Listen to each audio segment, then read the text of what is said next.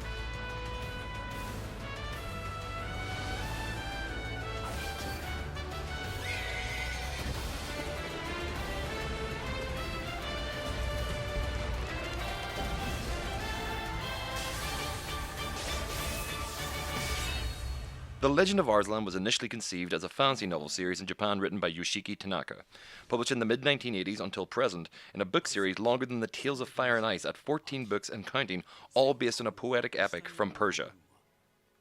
The epic narrates the adventures of its protagonist, Arslan, a traditional tale of royalty born and living in commoner community, who later learns of his lineage before taking steps to reclaim his throne.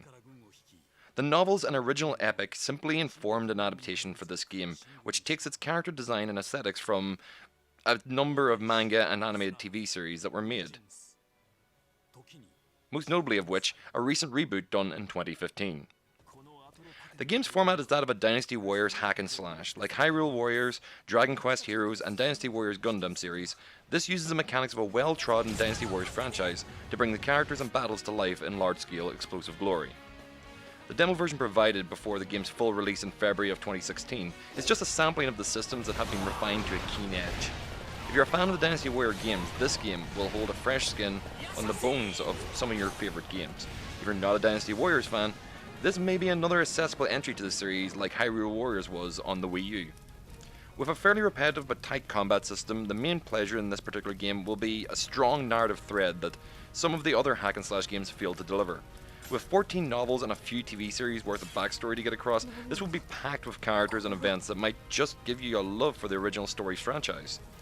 I'm personally interested in playing this full game due to my unfamiliarity with the Arslan tale, though with its basically easily recognizable background, I feel like I may have heard this story plenty of times before.